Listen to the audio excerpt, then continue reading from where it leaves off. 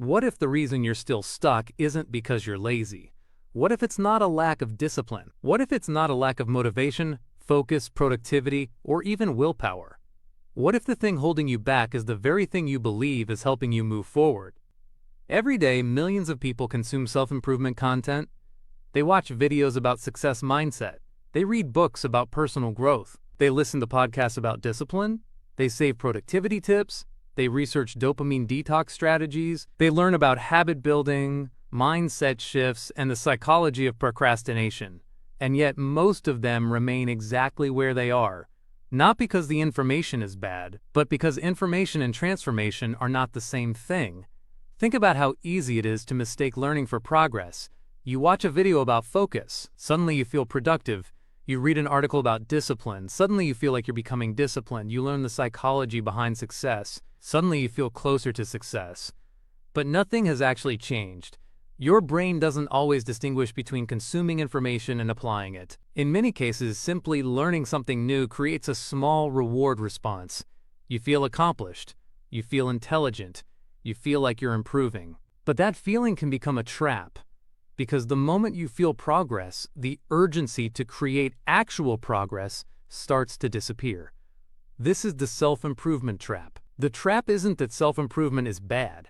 The trap is that self-improvement can become a substitute for action. And the scary part is that it feels productive while it's happening.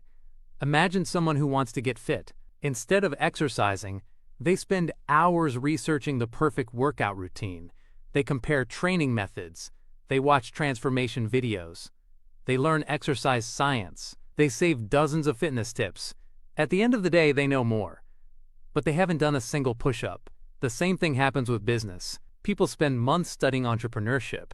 They learn marketing, they learn sales, they learn psychology, they learn productivity systems. But they never start. The learning becomes a comfortable hiding place, because learning feels safe. Action does not. Learning carries almost no risk. Action carries uncertainty. And that's where psychology becomes important. Most people assume procrastination is caused by laziness. But the psychology of procrastination tells a different story. Procrastination is often emotional. It's not a time management problem, it's an emotional management problem.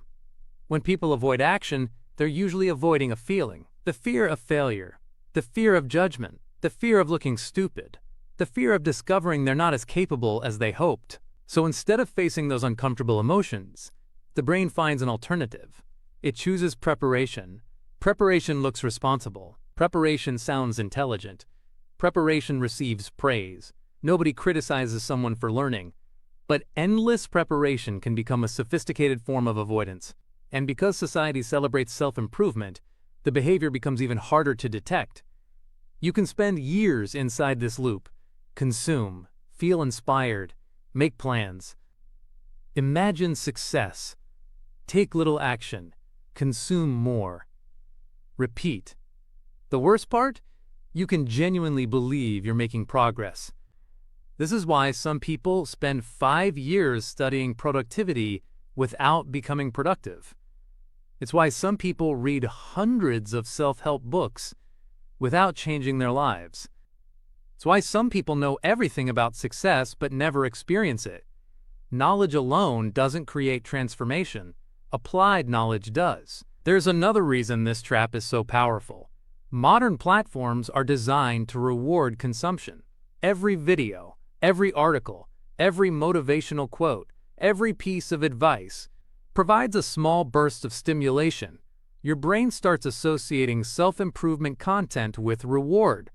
Over time, consuming personal growth content can become its own habit. You start chasing the feeling instead of the outcome. You become addicted to the possibility of change rather than the process of change. The future version of yourself becomes more exciting than the actions required to become that person. And that's dangerous. Because your life is not changed by what you know. Your life is changed by what you repeatedly do. Discipline isn't built through understanding discipline. It's built through practicing discipline. Confidence isn't built through learning about confidence. It's built through acting despite uncertainty. Focus isn't built by watching videos about focus. It's built by focusing. Simple, not easy, but simple. The truth is that action creates clarity far faster than thinking. Most people want certainty before they begin. They want the perfect plan, the perfect strategy, the perfect moment, the perfect mindset shift. But clarity usually comes after action, not before it. A person who starts writing learns more about writing in a week than someone who studies writing for 6 months. A person who starts a business learns more about business in a month than someone who watches business videos for a year. Reality teaches lessons that information cannot. And that's why action is so powerful. Action exposes weaknesses. Action reveals mistakes. Action creates feedback. Action forces growth. You cannot think your way into experience. You must act your way into experience. This brings us to an uncomfortable question. How much of your self-improvement journey is actually improvement? And how much of it is entertainment? Be honest. How many videos have you watched this month? How many productivity tips have you saved? How many mindset shifts have you learned? Now compare that number to the actions you've actually taken. For many people, the gap is shocking. The consumption is massive. The execution is tiny. And that's where change begins, not when you learn something new, but when you become aware of the gap. Awareness changes everything, because once you see the trap, it becomes harder to stay inside it. You begin noticing when you're consuming instead of creating, learning instead of practicing, planning instead of acting, preparing instead of starting. And gradually, your relationship with self-improvement changes. You stop asking, "What should I learn next?" and start asking, "What should I do next?"